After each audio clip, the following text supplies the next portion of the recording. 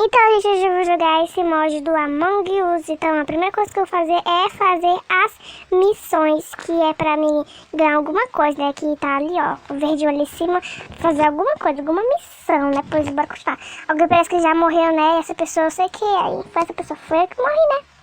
Eu sempre morro nessa partida. Vida, eu sempre morro.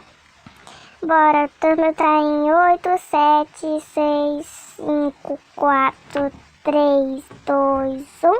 A votação que é depois da conversa. Deixa eu ver quem eu vou votar. Ah, vou votar no branco, né? Sei lá. Não dá pra me votar, eu morri. Agora que eu percebi, eu morri querendo votar.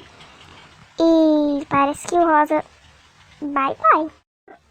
Então, bye, bye, né, Rosinha? Que pena. Olha, a bichinha nem era impostor. Outra que vai ser um fantasma igual a mim. Eu percebi que eles não nos veem, mas não conseguem ver. Olha eu aqui, ó. Bora continuar fazendo as missões, porque eu laco. Vou fazer essa missão aqui, né? Essa missão aqui é a mesma que eu tava fazendo, né? Bora, azul, vai! Aí, agora o roxo. Vai, roxo.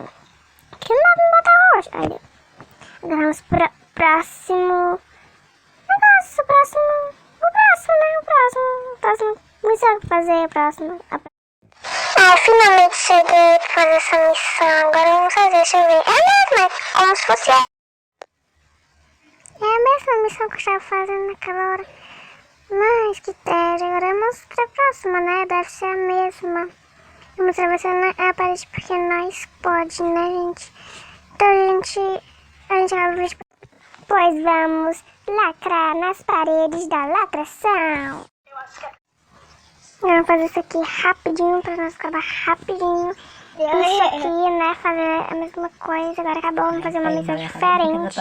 Olha, tem uma missão que vamos fazer 3 missões.